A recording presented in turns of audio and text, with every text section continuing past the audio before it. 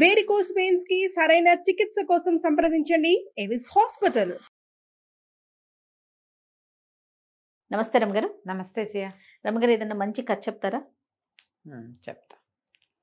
పూర్వం అట ఛత్రపురం అని ఒక రాజ్యం ఉండేది. ఆ రాజుగారికి శుభాంగుడని వాళ్ళ చక్కటి కుమారుడు ఉండేవాడట. రాజుగారు భలే బలశాలి, చాలా శౌర్య ప్రతాపాలు ఉన్నవాడు. ఈ శుభాంగుడు ఏమిటో చిన్నప్పటి నుంచి పిరికి పంది, ఏను ఘీంకరించిన బేరమని నడిచేవాడు. రోజున కుక్క ఎదురుపడినా భయపడేవాడు. కాస్త కొంచెం పెద్ద ఎదిగాక వేటలకి వాటికి వెళ్ళి చిరుతపులు ఎదురైతే భయపడిపోయేవాడు. ఊరందరికీ తెలిసిపోయింది అబ్బాయి కొంచెం పిరిగ్గా ఉంటాడని. ఆ పెద్ద అయితే తగ్గుతుంది అట్లా ఇట్లా అని రాజభవనాల్లో మాట్లాడేవారు. క్రమంగా అబ్బాయి పెరిగాడు, ఒడ్డు పొడుగు బ్రహ్మాండంగా పెరిగాడు. జిమ్ము గిమ్ము చేసి చక్కగా భారీగా కనపడేవాడు. వాడిని చూసి వీడు ఏది చేయలేని వాడు, పిరికివాడు అలా అనిపించేది కదా ఆ అబ్బాయిని చూస్తే. బాగుండేవాడు. అయితే ఏమైంది, వాళ్ళ ఊరి మీద బందిపోట్లు పడ్డారట, ఛత్రపురం మీద. అప్పట్లో ఏం చేసేవాళ్ళు, ఈ బందిపోట్లు వాళ్ళు కొన్ని రాజ్యాలకి నడుములో ఉన్న అడవుల్లో ఉండి ఒకడోసారి ఆ రాజ్యానికి ఓసారి ఈ రాజ్యానికి అట్లా బందిపోటు వేడిసేవాళ్ళు, వెళ్ళిపోయేవాళ్ళు. గుంపులు గుంపులుగా వెళ్ళి పిండారీలని వాళ్ళని చెప్పేవాళ్ళు కదా, అట్లా పడిపోయి ఊళ్ళకు ఊళ్ళు దోచేసేవాళ్ళు. ఇట్లా ఈ బందిపోటు దండు ఛత్రపురం మీదకి వచ్చింది. వచ్చేసరికల్లా ఆ రాజుగారు అన్నాడు కొడుకుని, బాబు వెళ్ళి వాళ్ళని నడిచి రావాలి నువ్వు అనేసరికల్లా, ఇవన్నీ నాతోని కాదు, నేను చేయను అన్నట్టు. నేను చేయలేను, నాకేమైనా దెబ్బలు తగిలితే, అయ్యో నాకేమైనా అయితే నేను వెళ్ళను, నాకు భయం, అలాంటివన్నీ కొట్లాట్లు గిట్లాట్లు నా వల్ల కాదు. ఇక్కడ కూర్చొని ఏమైనా చేయమంటే చేస్తా. కూర్చుని చేసేదేముంది, రాచరికం. రాచరికం అంటే కూర్చుని చేసేదే కాదు కదా, అది ఉంది కానీ అదే కాదు. ఇటు అవసరం వచ్చినప్పుడు వాడు వెళ్ళాలి కదా.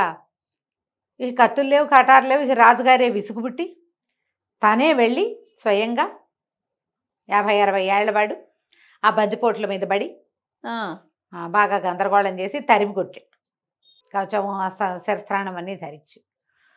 ఊళ్ళో అందరికీ తెలిసిపోయింది, ఇతను వెళ్ళలేదు. తిరగబడి వెళ్ళిన వాడు రాజే గాని యువరాజు కాదు. ఈయన చూస్తే 6.5 అడుగులు పొడుగు, ప్రభాస్ గారిని పక్కన పెట్టేటట్టుగా ఉండేవాడు.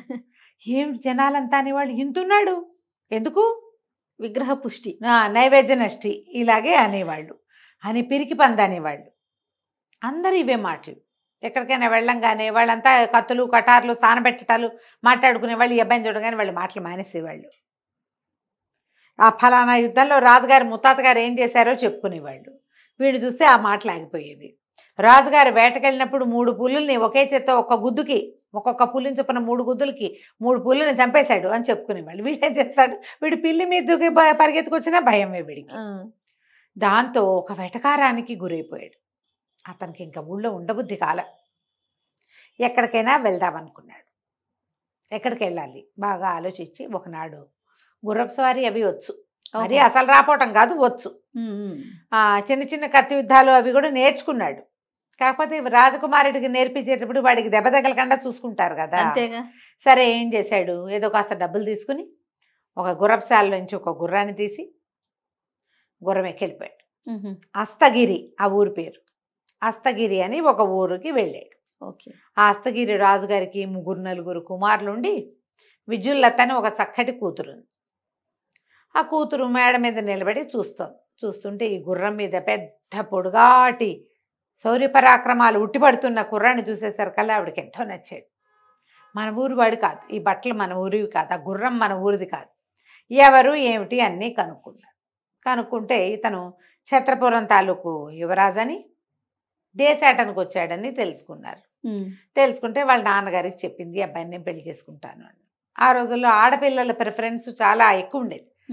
ఏమనాలి, వాళ్ళ సెలక్షన్ మీద జనాలకు నమ్మకం ఉండేది. రాజుగారు ఏం చేశాడు, ఏముందిలే ఏదో ఒకనాడు పెళ్లి చేసి పంపేదే పిల్ల. అబ్బాయి ఆను పాను కనుక్కున్నారు. ఈ లోపల గూఢచారులు వెళ్ళి కనుక్కొచ్చారు, ఛత్రపురం తాలూకు యువరాజే, ఈ పటం ఏందే, ఇదిగో ఈ మనిషి అని, ఆ గుర్రం వాళ్ళదే చెప్పుకున్నారు.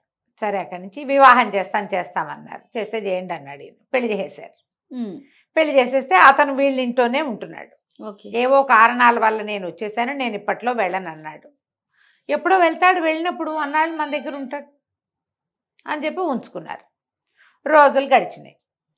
ఇప్పుడు ఛత్రపురి మీద పడిన బందిపోటు ఇప్పుడు అస్తగిరి మీద పడింది. ఓహో. పడేసరికల్లా ఈ రాజకుమార్తె ఏమంది, ఈ అబ్బాయి మంచి శౌర్య ప్రతాపశాలిగా కనపడుతున్నాడు కదా, వాడు నడుస్తుంటే వీరత్వం సూరత్వం కారిపోతోంది. అలా ఉన్నాడనమాట. ఇట్లా ఏమనాలి, పరాక్రమవంతుడుగా కనపడే కదలికలు అబ్బాయివి. ఓకే. ఏమంది భర్తని, ఏమండి మరి మీరు వెళ్ళి ఈ బందిపోటు నడిచి రావాలంటే, నాతోటి ఎట్లా అవుతాయి అవన్నీ, నేను చేయను అన్నాడు. ఇప్పుడు తెల్లబోయింది. అదేంటండి అంటే, నాకు భయం, నేను చేయను. అతను నవ్వుతూ అన్నాడేమో అని చూస్తే మొహంలో భయం కనపడుతోంది. అమ్మాయికి ఏం చేయాలో తెలియలే. మా ఆయన ఫలానా రాజ్యానికి యువరాజు, ఇక్కడ చీల్చి చెండాడతాడని అందరికీ చెప్పి ఒక బ్రహ్మాండమైన గుర్రాన్ని, కవచము, టాలు, శిరస్త్రాణము అవన్నీ రెడీ చేయించి గుర్రాన్ని వాకిట్లో పెట్టి మొగుడిని పిలిచింది. వీడేమో నేను రానంటాడు ఈ అబ్బాయి. అమ్మాయికి ఏం చేయాలో తెలియలే. సరే ఏం చేస్తుంది, తనే ఆ కవచం వేసుకుని ఆ శిరస్త్రాణం వేసుకుని పరిగెత్తుకుంటూ వెళ్ళి గుర్రం మీద కూర్చుంది. గుర్రం పరిగెత్తింది. యువరాజు గారు, అల్లుడు గారు వెళ్ళాడు అనుకుని ఆయన వెనకాల సిద్ధం చేసిన సైన్యం అంతా పోయింది. ఆ అమ్మాయి మొత్తం బందిపోట్లు అందరి మీద తిరగబడి చావుచేత కొట్టేసింది. వెనక్కి తిరిగి వచ్చేసింది. తిరిగి వచ్చేస్తుంటే జనాలంతా జై జయధ్వానాలు చేస్తున్నారు. అల్లుడు గారు చాలా వీరోచిత కార్యం చేశాడని. ఈవిడేం చేసింది, శిరస్త్రాణం ఉంది ఇట్లా మొహం మీదకి చెయ్యూపి మళ్ళీ వస్తానని పరిగెత్తుకుంటూ లోపలికి వచ్చేసి ఏం చేసింది, ఏమండి నేను అక్కడ పనిచేసి వచ్చేసాను, ఇదిగో ఈ కవచమును ఇది వేసుకోండి, డాలు కత్తి పుచ్చుకోండి అని చెప్పి శిరస్త్రాణం పెట్టకుండా కవచం మాత్రం భర్తకి తొడిగి ఆయన్ని బయటికి తీసుకొచ్చింది.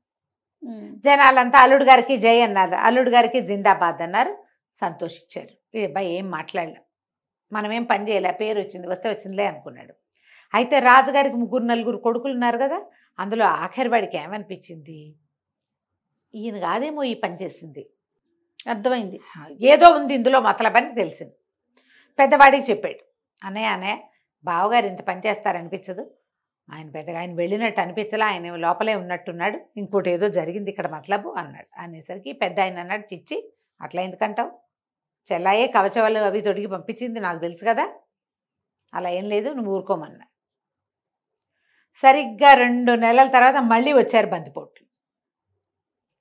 ఈ యువరాణి ఏం చేసింది, మళ్ళీ భర్తను బతిమలాడి ఏం లాభం లేదనుకుని తనే పరిగెత్తుకుంటూ మళ్ళీ గుర్రం ఎక్కి మళ్ళీ వెళ్ళొచ్చింది, యుద్ధం చేసి వచ్చింది. అమ్మాయి మంచి గట్టిది, వీటిని కూడా పడతాయి. అతని పర్సనాలిటీ చూసి ప్రతాపవంతుడు అనుకుంది, అమ్మాయి కర్మకి అలాగ అయిపోయింది. ఏం చేస్తుంది, సరే ఏం చేసింది, తిరిగి వచ్చేస్తుంటే ఈ చిన్న రాకుమారుడు ఉన్నాడు కదా ఆఖరివాడు, వాడికి ముందు నుంచే డౌట్ కదా, ఏం చేశాడు, ఈ వాకిట్లోనే నిలబెట్టి ఆ శిరస్త్రాణం తీయకముందే చేతిలో ఉన్న ఒక ఇనప పుల్లతోటి అక్కయ్య కాలికి గాయం చేశాడు. ఈ అమ్మాయి ఆ నెత్తురోడుతూ గబగబా లోపలికి వెళ్ళిపోయి భర్తకి కవచం అన్నీ తగిలించి బల్లెం పెట్టి ఒక పోటు పొడిచింది కాలు మీద. సేమ్ ఆయన లబో అదేబో మన కేకలు పెట్టాడు, ఏడుపు మొహం పడిపోయింది, నెత్తురు చూస్తే ఓర్చుకోలేడు. ఏమంది, గాయం లేకపోతే మీరు పట్టుపడిపోతారు, జనాలకు కనపడరండి అది. బయటికి వెళ్ళేసరికల్లా కాలు మీద నెత్తురు ఓడుతూ వచ్చాడుగా చిన్న రాకుమారుడు, ఏమనలేకపోయాడు, తను చేసిందే గాయం. తను ఇందాక చెప్పులుండగా చేశాడు, చెప్పులు తీసాక గాయం పెద్దగా కనపడుతుంది, వాడు ఇంత ఎనపొల్ల పెట్టి పొడితే ఈవిడ బల్లెం పెట్టి పొడిచింది, తనకి అక్కడే పొడిచింది, తనకి ఎక్కడ తగిలిందో అక్కడ పొడిచింది. ఏం చేయాలో తెలియలే.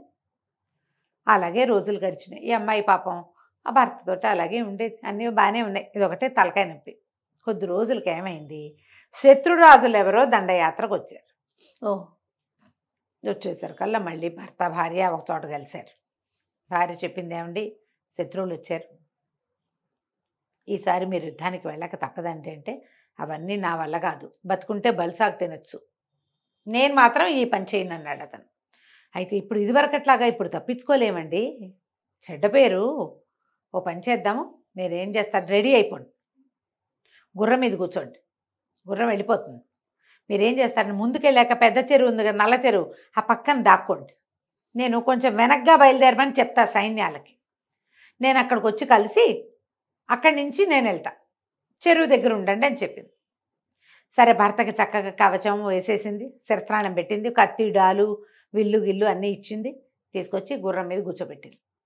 గుర్రం ఎక్కి కూర్చోగానే ఏం చేసింది, ఆ పక్కనున్న చెర్నాకోలు తీసి గుర్రం వెనక్కాళ్ళ మీద గట్టిగా కొట్టేసి, కొట్టేసరికి ఒక్క దెబ్బ తగిలితే, కంచి దెబ్బ తగిలితే ఊరుకుంటాయి, చెర్నాకోలు అంటే కంచి అంటారు, గుర్రాన్ని కొట్టేది పేంబెత్తమో ఏదో ఇట్లా కొస ఉంటుంది కొద్దిగా, దానికి తగిలిన దెబ్బకి గుర్రం ఆఘమేఘాల మీద పరిగెత్తేసింది. ఎప్పుడైతే గుర్రం అంత ఉద్రేకంగా పరిగెత్తిందో ఈ మొత్తం సైన్యం నుంచుందిగా, వాళ్ళందరూ ఆయన వెనకాల పడి వచ్చేసారు. ఈ గుర్రం ఎక్కడా ఆక్కండా శత్రు సైన్యాల శిబిరాల దగ్గరికి వెళ్ళిపోయింది. ఎక్కడ ఆగడానికి పక్కకి దాక్కోవడానికి అవకాశమే లేకపోయింది. ఓకే. ఈ వెనకాలన్న గుంపంతా వచ్చేసారు. ఇతను ఇలా ముందుకెళ్ళేసరికల్లా వాళ్ళల్లో కొంతమంది ముందుకొచ్చారు. పరమ పిరికి పందగా పేరు పొందినటువంటి శుభాంగుడు కత్తి తీసి ఎడాపెడా యుద్ధం చేశాడు. ఎందుకంటే చచ్చిపోతాడు లేకపోతే. ఎంత వీర లెవెల్లో యుద్ధం చేశాడంటే మామూలుగా జరగలే అది. అసలు ఎక్కడ చూసినా అల్లుడు గారే ఉన్నాడు కత్తి తిప్పుకుంటూ. సాయంత్రానికి సగం మందిని మూతకోత కోసేశారు వీళ్ళు. వీళ్ళకే విజయం దొరికింది. ఓకే. విజయం లభించింది. అల్లుడు గారికి జై అన్నారు, జిందాబాద్ అన్నారు. ఛత్రపుర యువరాజుకి జిందాబాద్ అన్నారు. జనాలు అల్లుడిని మోసుకొచ్చారు. ఆ తర్వాత ఆయన ఎన్ని యుద్ధాల్లోనూ పాల్గొన్నాడు. భయం అతనికి ఆ ఫేస్ చేయటమే భయం. అది సహజంగా భయస్తుడు అంతే తప్ప అక్కడ దాకా వెళ్తే చేసేస్తాడు. అందరు అంతేగా ఉంటారు. చెయ్య నా భయం నా భయం అంటారు. నెత్తి మీద పడితే ఏం చేస్తారు? నాకు భయం అని చేతులు పడుతూ కూర్చోలేడు కదా. కత్తి యుద్ధం వచ్చింది అసలు అంతే. కాబట్టి ఎవరినైనా సరే మనం యుద్ధం చేయించాలంటే, ఏదైనా చేయించాలంటే వాడిని తీసుకెళ్ళి అక్కడ నుంచోబెట్టేయాలి, తోసేసేయాలి. అక్కడికి తోసేస్తే వచ్చేస్తుంది. అన్ని చోట్ల కాదండి, గోతుల్లోని పాటలలో ఉంటాయి. ఈత రాని వాళ్ళని నీళ్ళలో తోయకూడదు, అది కాదు. అమ్మో, పరిస్థితుల్లోకి వెళ్ళాలి. ఇప్పుడు మాకేం చేత కాదు అనుకుంటారు పిల్లాడు, మరీ అమాయకుడు అనుకుంటారు. సంసారంలో పడితే కొన్ని వాడికే వస్తాయి. ఈ అబ్బాయి కూడా శుభాంగుడికి అలాగే వచ్చింది. అంతే కదా. ఇంతకంటే ఎక్కువ సాహస కార్యాలు చేయబోకండి. కథ కంచికి మనం ఇంటికి. నమస్తే రమ్మ గారు. నమస్తే.